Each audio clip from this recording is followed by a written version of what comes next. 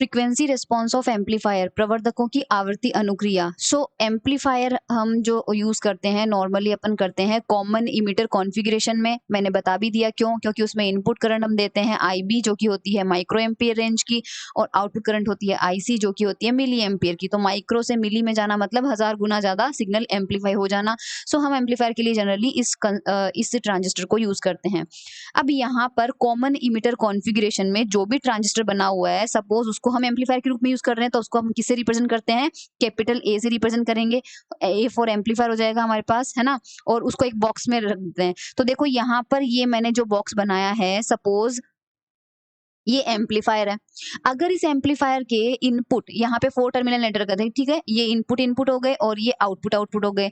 अगर इनपुट और output terminal के बीच में कोई कैपेसिटर जुड़ा हुआ होता है, तो उसे रिप्लेस किया जा सकता है एक ऐसे सर्किट से जिसमें वो इनपुट और आउटपुट वाला कैपेसिटर हटा के एक प्योर इनपुट में और एक प्योर आउटपुट में कैपेसिटर लगाया जा सकता है, CI और CO, ठीक है। इस CI की वैल्यू होती है ये और CO की वैल्यू होती है ये। इस इफेक्ट को कहते हैं मिलर इफेक्ट। और ये कहाँ से आया, मैंने चैप्टर 1 के अंदर आपको मिलर थ्योरम पढ़ाई थी, और मिलर थ्योरम के अंदर इस C की जगह हमने Z लिया था, और यहाँ पर उस एम्पलीफायर में Z इनपुट की वैल्यू आई थी Z1 - A, और Z आउटपुट की वैल्यू आई थी ZA-1/A। तो सिंपली Z को सिर्फ C से रिप्लेस करना है, और इसी इफेक्ट को बोलते हैं मिलर इफेक्ट। तो आप वो थ्योरम एक बार देख लीजिएगा, आपको समझ में आ जाएगा कि इस C को रिप्लेस किया, यानी कि ये सर्किट और ये सर्किट बिल्कुल सिमिलर है, इनमें कोई फर्क नहीं है। ओके।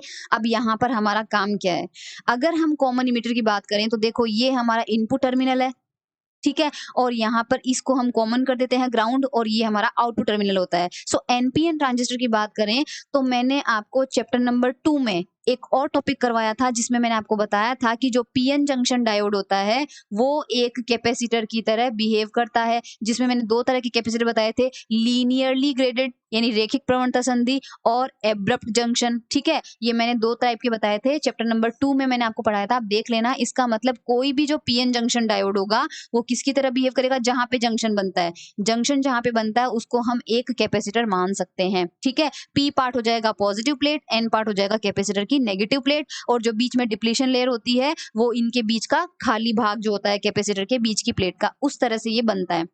यहाँ पर क्या हो रहा है, यहाँ पर हमारे पास 2 जंक्शन बन रहे हैं, तो एक कैपेसिटर तो हमारे पास देखो यहाँ बनेगा, ठीक है। एक कैपेसिटर तो हमारे पास बनेगा C और B के बीच में, तो मैं इसको रिप्रेजेंट कर दी हूँ कैपेसिटर B एंड C, क्योंकि ये B टर्मिनल और C के बीच में बना है।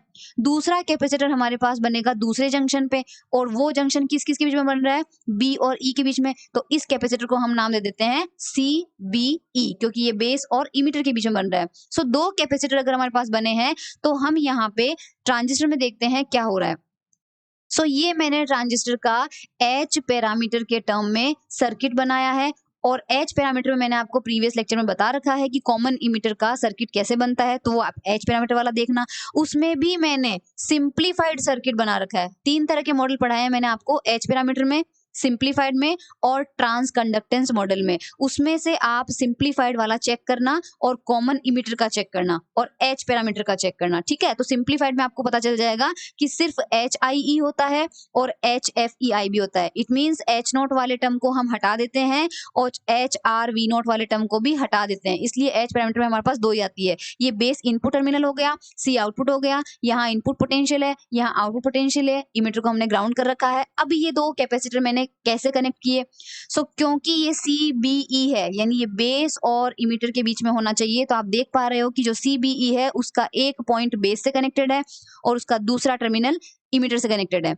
सिमिलरली CBC देखो, ये BC हो गया, तो इसका एक टर्मिनल किससे कनेक्टेड है, बेस से, और दूसरा किससे कनेक्टेड हो गया, C से। तो इस तरह से ये 2 कैपेसिटर हमारे पास हो गए। अब जो मिलर इफेक्ट पड़ा था उसका क्या यूज है, मिलर इफेक्ट के अंदर हमने देखो क्या देखा था कि अगर कोई कैपेसिटर इनपुट और आउटपुट के बीच में कॉमन हुआ, दोनों के बीच में जुड़ा हुआ, तो यहाँ पर हमारा पास कौन सा कैपेसिटर है, ये BE तो बिल्कुल प्रॉब्लम क्रिएट नहीं कर रहा है, ठीक है।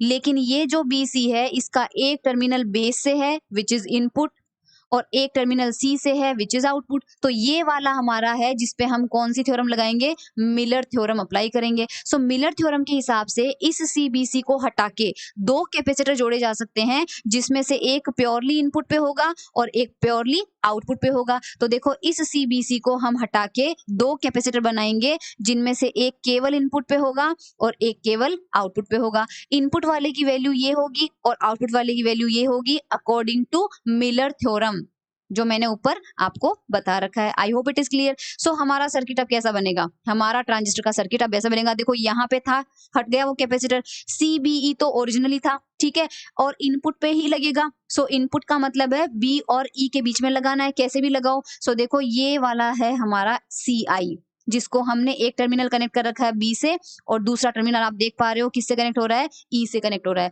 सिमिलरली जो दूसरा टर्मिनल है, दूसरा कैपेसिटर बिल्कुल आउटपुट पे लगता है, इसलिए हमने उसका एक टर्मिनल देखो सी से कनेक्ट किया हुआ है और दूसरा टर्मिनल हमने उसका ई से। एक्चुअल में क्योंकि ये सी इनपुट होता है तो इसको बिल्कुल इनपुट पे लगाते हैं, तो जस्ट हमारा इनपुट वोल्टेज है उसके जस्ट बाद में हमने इसको लगाया, इसलिए H I E C B E ये सब बाद में आ रहे हैं। और ये क्योंकि सी आउटपुट होता है तो जस्ट आउटपुट टर्मिनल के पहले लगाते हैं, तो ये आउटपुट टर्मिनल है, इनके जस्ट पहले हमने इसको लगा दिया। Okay, so this is now circuit हमारा हो गया। अब यहाँ पर देखो ये वाला कैपेसिटर और ये वाला कैपेसिटर एक दूसरे के पैरेलल हैं। जब कैपेसिटर पैरेलल होते हैं तो इक्विवेलेंट कैपेसिटर क्या होता है, दोनों का डायरेक्ट एडिशन हो जाता है। तो हम इन दोनों को जोड़ के, क्योंकि पैरेलल कॉम्बिनेशन में है, सेम पोटेंशियल पे देखो आप ध्यान से, तो इस वजह से हम दोनों को हटा के एक ही कैपेसिटर लगा देंगे and which is C D. तो सी डी की वैल्यू देखो क्या हो रही है, सी डी की वैल्यू एक तो हो जाएगा सीबीई, क्यों, क्योंकि ये रहा सीबी पैरेलल का पार्ट, और दूसरे की वैल्यू कितनी है, सीबीसी 1 माइनस है।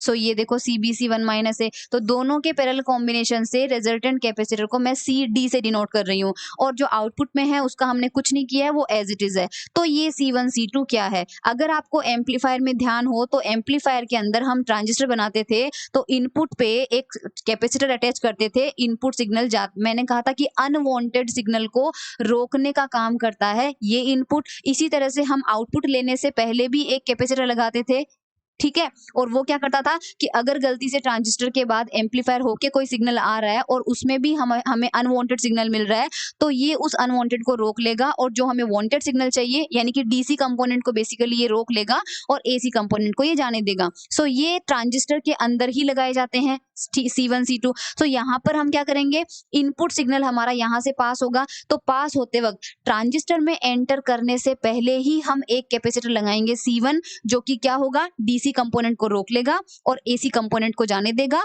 उस एसी कंपोनेंट को जाने देगा जिसका हमको एम्पलीफिकेशन करना है। फिर ये सारा सिग्नल पूरे ट्रांजिस्टर में घूमेगा और घूमने के बाद जब हमें आउटपुट पे लेना होगा सिग्नल, तो फिर से हम एक C2 वहां पर लगा देंगे, ताकि जो भी सिग्नल हमारा एम्पलीफाई होके आ रहा है अगर उसमें कोई डीसी कंपोनेंट है तो वो यहीं रुक जाए और सिर्फ एसी पार्ट हमको आउटपुट पे मिले। Okay, so I hope C1 C2 का काम आपको समझ में आ गया।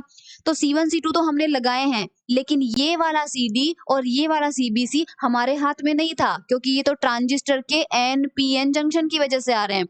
सो ये कैपेसिटर हमको नहीं चाहिए। सो जो CD और CBC वाले पार्ट होते हैं ना, ये इनको हम बोलते हैं अनवांटेड कैपेसिटर, क्योंकि ये हमारे हाथ में नहीं है, ये तो ट्रांजिस्टर की कंस्ट्रक्शन की वजह से आ रहे हैं। लेकिन जो C1 और C2 है ये हमने लगाए हैं, इन कैपेसिटर को बोलते हैं कपलिंग या बाईपास कैपेसिटर। बाईपास कैपेसिटर क्यों, क्योंकि जो सिग्नल हमको चाहिए ये उनको बाईपास दे देता है, रास्ता दे देता है ताकि वो आसानी से निकल जाए। कपलिंग क्यों, क्योंकि अगर इस ट्रांजिस्टर पे हमने कोई इनपुट लगाया है और आउटपुट पे हमको कोई सिग्नल मिल रहा है और वो आउटपुट वाला सिग्नल हमें किसी डिवाइस में यूज करना है, तो उस डिवाइस को जब हम यहाँ जोड़ेंगे तो ये वाला कैपेसिटर C2 जो है वो हमारे इस ट्रांजिस्टर को हमारी डिवाइस से जोड़ने का काम करेगा। तो जोड़ना मतलब कपल करना होता है, इसलिए C2 और C1 को नॉर्मली नाम दिया जाता है बाईपास या फिर कपलिंग कैपेसिटर, और ये हमको चाहिए। और ये इन कैपेसिटर को नाम दिया जाता है अनवांटेड, क्योंकि ये हमने नहीं लगाए हैं। अब नॉर्मली जो ट्रांजिस्टर के पैरामीटर्स के टर्म्स में इनकी वैल्यूज निकाली जाती है, ये कैलकुलेशन हमारे लिए इंपॉर्टेंट नहीं है, बस इनका मैग्नीट्यूड ध्यान रखिए कि जो CD की वैल्यू आती है वो पिको फेरेड ऑर्डर की होती है 305 में, और जो CBC A-1/A होता है वो नियरली इक्वल टू आता है 5 पिको फेरेड। ओके, ये वैल्यूज आप ध्यान रखना। इनको बोलते हैं अनवांटेड कैपेसिटेंस, जैसा कि मैंने अभी एक्सप्लेन किया, और C1 C2 को हम बोलेंगे कपलिंग या फिर फिर बाईपास कैपेसिटर। C1 C2 की वैल्यूज रखी जाती है माइक्रोफेरेड की और ये होता है पिकोफेरेड। अब मैं आपको बता दूं कि पिकोफेरेड का मतलब होगा 10⁻⁻12 की पावर में और माइक्रोफेरेड का होगा 10⁻6 में। सो आप इमेजिन कर सकते हो कि C1 C2 की वैल्यू जो है इनके कंपैरिजन में ऑलमोस्ट 10⁻6 टाइम्स ज्यादा है।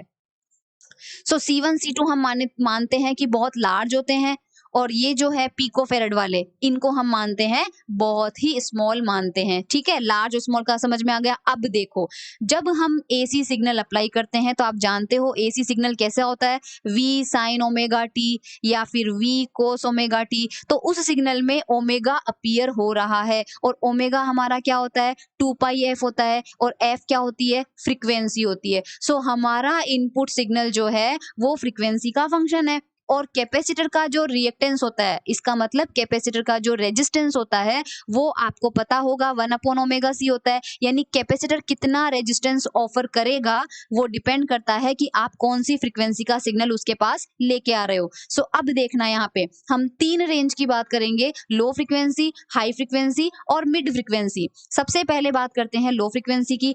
अब C1 C2 की वैल्यू चेक करते हैं। मैंने बताया था कि माइक्रोफेरेड में है और मैंने ये भी कहा था कि माइक्रोफेरेड को हम ज्यादा मानेंगे। क्यों? क्योंकि पिकोफेरेड से वो बहुत ज्यादा है। सो इस कंडीशन में देखो, सी की वैल्यू बहुत ज्यादा रखी है हमने। ठीक है, और क्योंकि लो फ्रीक्वेंसी है, लो फ्रीक्वेंसी का मतलब ओमेगा की वैल्यू बहुत ही कम है। सो नीचे क्या हो रहा है, आपके पास एक वैल्यू कम है और एक वैल्यू ज्यादा है, तो प्रोडक्ट जो होगा वो फाइनाइट हो जाएगा। ठीक है, इस वजह से हमें फाइनाइट रेजिस्टेंस मिलता है कैपेसिटर का। ठीक है, हाई फ्रीक्वेंसी पे देखते हैं। हाई फ्रीक्वेंसी पे भी फॉर्मूला तो यही अप्लाई होगा। हाई फ्रीक्वेंसी का मतलब है ओमेगा बहुत ज्यादा और सी भी बहुत ज्यादा, तो ये वैल्यू भी बहुत ज्यादा हो गई और ये वैल्यू भी बहुत ज्यादा हो गई। तो इस कंडीशन में एक्सी हमको क्या मिलेगा, ऑलमोस्ट जीरो, यानी कैपेसिटर कोई रेजिस्टेंस ऑफर नहीं करेगा। और जब कैपेसिटर का कोई प्रतिरोध नहीं होता है तो उसको सिंपली हम एक प्लेन वायर की तरह मान सकते हैं, यानी शॉर्ट सर्किट। शॉर्ट सर्किट का मतलब कोई रेजिस्टेंस ही नहीं है तो आराम से सिग्नल चला जाएगा बिना किसी प्रतिरोध के। तो इस कंडीशन में कैपेसिटर हो गया शॉर्ट सर्किट, यानी उस कैपेसिटर को हम हटा के एक प्लेन वायर से रिप्लेस कर सकते हैं। मिड फ्रीक्वेंसी रेंज में क्या होता है, एक्चुअल में जो मिड फ्रीक्वेंसी रेंज होती है उसमें जो ये एक्स होता है ये डिसाइड सिर्फ कैपेसिटर की वैल्यू से होता है, क्योंकि ओमेगा की वैल्यू ना तो हमें ये पता है कि ज्यादा है और ना कम है। सो इसको हम केवल सी की वैल्यू के आधार पे जज करेंगे। अब क्योंकि सी की वैल्यू माइक्रोफेरेड में है और वो हम बहुत ज्यादा मान रहे हैं, तो अगर सी की वैल्यू बहुत ज्यादा हुई तो एक्स सी की वैल्यू क्या हो जाएगी, बहुत कम, which is nearly equal to zero. तो इस कंडीशन में भी हम कैपेसिटर को एक प्लेन वायर से रिप्रेजेंट करेंगे। अब हम बात करते हैं अनवांटेड कैपेसिटेंस, जो कि पिकोफेरेड के ऑर्डर के थे, और पिकोफेरेड का मतलब सी की वैल्यू बहुत कम मानेंगे। तो सी की वैल्यू बहुत कम मानेंगे यहाँ पर भी, यहाँ पर भी और यहाँ पर भी।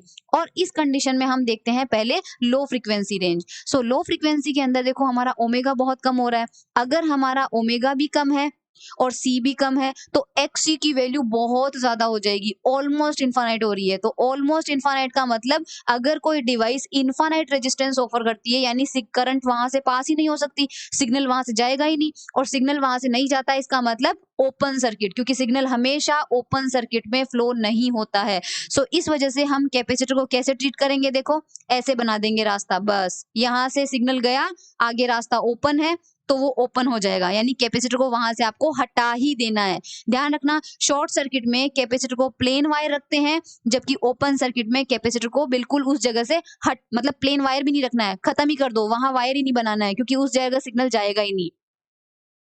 हाई फ्रीक्वेंसी रेंज की बात करें तो ओमेगा की वैल्यू बहुत ज्यादा है और सी की वैल्यू बहुत कम है, तो एक क्वांटिटी ज्यादा हो गई आपके पास, सी की वैल्यू कम हो गई और ओमेगा ज्यादा हो गया, तो दोनों का प्रोडक्ट मिलके क्या हो जाएगा, कुछ फाइनाइट वैल्यू मिल जाएगी आपको। और इस कंडीशन में अगर मिड फ्रीक्वेंसी, तो मैंने बताया था कि मिड फ्रीक्वेंसी में केवल सी की वैल्यू पे जज करेंगे, क्योंकि ओमेगा की वैल्यू ना तो बहुत ज्यादा है ना ही बहुत कम है। तो सी की वैल्यू देखते हैं, क्योंकि सी बहुत कम लिया हमने, अगर सी बहुत कम है तो एक्सी की वैल्यू बहुत ज्यादा हो जाएगी और अगेन हम कैपेसिटर को ओपन मानेंगे। अब देखो यहाँ पे फिर से क्या करते हैं, अब सर्किट डायग्राम बनाते हैं। तो लो फ्रीक्वेंसी में C1 C2 ने तो फाइनाइट रेजिस्टेंस ऑफर किया था, परिमित मान, कुछ ना कुछ रेजिस्टेंस उनका होगा। अगर उनका कुछ रेजिस्टेंस है तो सर्किट में से हम उनको हटा नहीं सकते, हमें वो लगाने पड़ेंगे। मैं यहीं से रिजल्ट ले रही हूँ, देखो लो फ्रीक्वेंसी में C1 C2 अपने पास आया था फाइनाइट रेजिस्टेंस। ठीक है, यहाँ पे लिखा हुआ है ना फाइनाइट रेजिस्टेंस। और इसी फ्रीक्वेंसी में इनके तो फाइनाइट हो गए और जो ये अनवांटेड थे इनका क्या हो गया, ओपन। इनको ओपन करना है, इनको हटाना है, ठीक है। तो सर्किट में हमारे पास देखो क्या हो गया, ये C1 C2 तो लगे हुए रहेंगे क्योंकि ये फाइनाइट रेजिस्टेंस है। और CD कहाँ लगा हुआ था, CD आपको ध्यान हो तो इस जगह लगा हुआ था, CD है ना, इस जगह लगा हुआ था, जिसको हमने हटा दिया है क्योंकि वहां पर सिग्नल नहीं जाएगा। इस ब्रांच में जब सिग्नल ही नहीं जाएगा तो ये ब्रांच लेने का कोई मतलब नहीं है। तो ये इनका रेजिस्टेंस इनफाइनाइट होने की वजह से। और दूसरा ये वाला कहाँ लगा हुआ था, ये आउटपुट रेजिस्टेंस था, ये यहाँ पे लगा हुआ था जो कि नहीं है। तो सर्किट में केवल आपके पास C1 और C2 है और HIE और HF भी है। तो इस कंडीशन में जब हमारा इनपुट सिग्नल जाएगा तो इसका कुछ रेजिस्टेंस होने की वजह से इनपुट सिग्नल में हमारे पास थोड़ा सा लॉस हो जाएगा। लॉस क्यों होगा, क्योंकि C1 कुछ ना कुछ रेजिस्टेंस है तो वो कुछ ना कुछ पोटेंशियल ड्रॉप कर लेगा अपने अक्रॉस, तो यहाँ पे सिग्नल का लॉस हो जाएगा। फिर चलो एम्पलीफाई होने के बाद जो सिग्नल हमें आउटपुट पे मिलेगा उसको किससे गुजरना पड़ेगा, C2 से गुजरना पड़ेगा। तो फिर से वो थोड़ा सिग्नल को लॉस कर देगा क्योंकि जब भी रेजिस्टेंस होता है तो सिग्नल का लॉस होगा ही होगा। सो यहाँ पे हमारे पास due to C1 C2 gain decreases. अभी गेन क्या होता है, गेन होता है कि आउटपुट पे कितना सिग्नल मिला है और इनपुट में आपने कितना सिग्नल दिया। तो क्योंकि आउटपुट सिग्नल डिक्रीज हो रहा है C1 C2 की प्रेजेंस से, तो ये गेन क्या हो जाएगा, घट जाएगा। अब इस कंडीशन में क्योंकि हम बात कर रहे हैं लो फ्रीक्वेंसी रेंज की, ध्यान रखना लो फ्रीक्वेंसी, तो x की वैल्यू हमारे पास क्या होती है, 1/ओमेगा c होती है। लो फ्रीक्वेंसी रेंज में अगर हम ओमेगा की वैल्यू घटाते हैं, जब हमारा ओमेगा लो फ्रीक्वेंसी रेंज में ही अगर हमारा ओमेगा डिक्रीज होता है, तो आप देखो अगर हमारा ओमेगा डिक्रीज होगा तो ये रेजिस्टेंस क्या हो जाएगा, बढ़ जाएगा, है ना। और जितना रेजिस्टेंस बढ़ेगा उतना ही हमें सिग्नल में लॉस होगा। आउटपुट पे जो हमें वैल्यू मिल रही है, गेन मिल रहा है, तो वो क्या होगा, कम होगा, है ना। एक्स ज्यादा बढ़ेगा तो ये गेन को रिप्रेजेंट करता है ना। एम्पली आपको ध्यान हो तो अपन ने करंट गेन को AI से रिप्रेजेंट किया था, वोल्टेज गेन को AV से, है ना। ये जो गेन होगा वो घटता जाएगा। यानी अगर लो फ्रीक्वेंसी रेंज में भी अगर हम ओमेगा की वैल्यू घटाते जाएं तो हमें गेन भी कम मिलेगा। देखो ग्राफ कैसा बनेगा, ये फ्रीक्वेंसी वैल्यू है, बहुत हाई रेंज में हमें नहीं जाना है। यहाँ से लेकर यहाँ तक कि सपोज हम लो फ्रीक्वेंसी रेंज मानते हैं, तो इसमें अगर हम फ्रीक्वेंसी कम करते हैं हमारे पास ये जो गेन होगा, देखो जैसे जैसे हम इधर जा रहे हैं ए की वैल्यू भी कम हो रही है। ये हमारे पास ग्राफ इस तरह से डिक्रीजिंग मिलेगा। अब हाई फ्रीक्वेंसी में चेक करते हैं। हाई फ्रीक्वेंसी में वो जो ऊपर टेबल बना रखी है मैंने, आप चेक कर दीजिएगा। C1 C2 उसमें है शॉर्ट सर्किट। शॉर्ट सर्किट का मतलब होता है कैपेसिटर को हटा के प्लेन वायर इमेजिन कर लो। देखो यहाँ पे था C1, उसको हटा दिया, प्लेन वायर है। इस जगह था हमारे पास C2, उसको प्लेन वायर मान लिया। लेकिन ये हमें फाइनाइट मिले थे, अगर ये फाइनाइट मिले हैं तो इनको हटा नहीं सकते, इनको रखना पड़ेगा, तो ये रख दिया हमारे पास, ठीक है। इस कंडीशन में क्या होगा, इस कंडीशन में आपके पास क्योंकि फाइनाइट है तो जब यहाँ से कोई सिग्नल जाएगा, तो यहाँ से सिग्नल जाएगा तो उसको रास्ते मिलते जाएंगे, एक रास्ता यहाँ पर है, एक रास्ता यहाँ पर है। तो ट्रांजिस्टर में मानते हैं कुछ पार्ट जाएगा, लेकिन क्योंकि CD का भी रेजिस्टेंस है तो कुछ पोर्शन यहाँ चला जाएगा जो कि हमारे काम का नहीं होगा, क्योंकि ट्रांजिस्टर का पार्ट तो ये है, ट्रांजिस्टर में जो जाएगा वही सिग्नल एम्पलीफाई होगा। तो शुरुआत में ही कुछ सिग्नल का लॉस आपको हो जाएगा क्योंकि वो CD में से चला जाएगा। इसी तरह से जो एम्पलीफाइड पार्ट मिलेगा वो आप चाहते हो कि पूरा बाहर मिले। बाहर का मतलब जहां आपने दूसरी डिवाइस या फिर लोड रेजिस्टेंस कनेक्ट कर रखा होगा, आप चाहते हो कि वो वहां जाए, पर क्योंकि ये CBC कुछ फाइनाइट रेजिस्टेंस रख रहा है तो थोड़ा बहुत पार्ट इसके पास चला जाएगा, यानी फिर से हमें लॉस हो गया। तो इनपुट पे भी हमें लॉस होगा और आउटपुट पे भी हमें लॉस होगा। ये लॉस जो होगा, अगेन इस लॉस को चेक करते हैं। x की वैल्यू हमारे पास 1/ओमेगा c होती है। क्योंकि हम हाई फ्रीक्वेंसी रेंज की बात कर रहे हैं तो हाई फ्रीक्वेंसी में अगर हम ओमेगा की वैल्यू और हाई करते जाएं तो जितना हम हाई करेंगे x की वैल्यू उतना ही कम होगी। तो देखो x डिक्रीज होगा, x डिक्रीज होगा, इसका मतलब यहां से अगर कोई सिग्नल आ रहा है तो उसको CD को देखने से ऐसा लगेगा कि CD का रेजिस्टेंस तो बहुत कम है, क्योंकि ये देखो x की वैल्यू क्या हो चुकी है, बहुत कम हो चुकी है। करंट हमेशा वो पाथ चूज करती है जिसमें रेजिस्टेंस कम से कम हो। अब क्योंकि CD का रेजिस्टेंस तो बहुत घटा दिया आपने, तो ज्यादा से ज्यादा सिग्नल CD के पास चला जाएगा, ट्रांजिस्टर के पास नहीं जाएगा। अगर ट्रांजिस्टर के पास नहीं गया तो एम्पलीफिकेशन नहीं होगा उसका। इसी तरह से आउटपुट पे जो सिग्नल मिलेगा इसका भी रेजिस्टेंस बहुत कम है, बहुत सारा सिग्नल तो इसी के पास चला जाएगा क्योंकि इसमें रेजिस्टेंस कम है, और कम से कम सिग्नल आपको आउटपुट में मिलेगा, और आउटपुट वाला सिग्नल आपके काम का है पर वो आपको कम मिल रहा है। यहाँ क्या होगा, मोर current will pass through capacitor, यानी इन दोनों कैपेसिटर में से बहुत सारा सिग्नल निकल जाएगा। Less current in load resistance, हमें बाहर में जो लोड मिल रहा है जहां पर हमको करंट चाहिए वहां करंट नहीं पहुंच पाएगी, आउटपुट की वैल्यू घट जाएगी, गेन आपका घट जाएगा। तो ये गेन का मतलब है कि जब आप फ्रीक्वेंसी बढ़ाओगे तो आपका गेन कम होता जाएगा। सो ये देखो हाई फ्रीक्वेंसी रेंज में जैसे जैसे हम फ्रीक्वेंसी बढ़ाएंगे ए की वैल्यू क्या होती जाएगी, डिक्रीज होती जाएगी। तो इस तरह का ग्राफ हमको मिलेगा। मिड फ्रीक्वेंसी की बात करते हैं। सो मिड फ्रीक्वेंसी में आप ऊपर टेबल में चेक करना, C1 C2 हो जाएंगे शॉर्ट सर्किट और ये दोनों हो जाएंगे ओपन। इसका मतलब देखो कुछ भी नहीं है, यहाँ वालों को तो प्लेन वायर बना दिया और यहाँ वाले जो कैपेसिटर थे उनको बिल्कुल ही हटा दिया। सो यहाँ पर हमारे पास C का कोई एलिमेंट ही नहीं है। तो जो गेन होगा does not depend upon omega, क्योंकि ओमेगा का कोई फंक्शन हमारे पास नहीं है। जितना सिग्नल देंगे सारा का सारा हमें आउटपुट पे मिलता रहेगा। तो ए की वैल्यू हमें क्या मिलेगी, कांस्टेंट मिलेगी। तो ग्राफ कैसा है देखो, सिग्नल बढ़ाते जाओ, फ्रीक्वेंसी चाहे आप कितनी भी करो, ए की वैल्यू चेंज नहीं हो रही है। तो जो तीनों ग्राफ है अगर मिला के बनाए, सो ए का फ्रीक्वेंसी के साथ ग्राफ हमारे पास कुछ इस तरह से आता है। ये देखो ये लो फ्रीक्वेंसी की रेंज है, ये हाई फ्रीक्वेंसी की रेंज है और ये मिड फ्रीक्वेंसी की रेंज है। तो हमें मैक्सिमम जो गेन है वो कहाँ मिलता है, मिड फ्रीक्वेंसी रेंज में हमें सबसे ज्यादा मिलता है। सो ए मैक्स की वैल्यू वही होगी जो आपको मिड फ्रीक्वेंसी में मिलेगी। ठीक है, अब यहाँ पर दो चीजें डिफाइन होती है, which is half power frequency यानी अर्ध शक्ति आवृत्तियां। वो क्या होती है, जब गेन अपनी मैक्सिमम वैल्यू का घट के 1/√2 टाइम्स रह जाए, ठीक है, तो उसके करस्पॉन्डिंग जो फ्रीक्वेंसी होती है उन्हें हाफ पावर फ्रीक्वेंसी कहा जाता है। सो यहाँ पर देखो ये वैल्यू और यहाँ पर हमारे पास ये वैल्यू आ गई। सो ये करस्पॉन्डिंग यानी जहां पर ये काट रहा है उसकी करस्पॉन्डिंग फ्रीक्वेंसी हो जाएगी FL और इसकी करस्पॉन्डिंग फ्रीक्वेंसी हो जाएगी FH। ओके, इन FL और FH को बोलते हैं हाफ पावर फ्रीक्वेंसी, FL को बोलते हैं लोअर हाफ पावर और FH को बोलते हैं हायर हाफ पावर फ्रीक्वेंसी। सो इसको बोलते हैं फ्रीक्वेंसी रिस्पॉन्स ऑफ एम्पलीफायर, यानी एम्पलीफायर जो होता है अलग अलग फ्रीक्वेंसी के सिग्नल को कैसे रिस्पॉन्स देता है, यानी उस पर कैसा गेन देता है।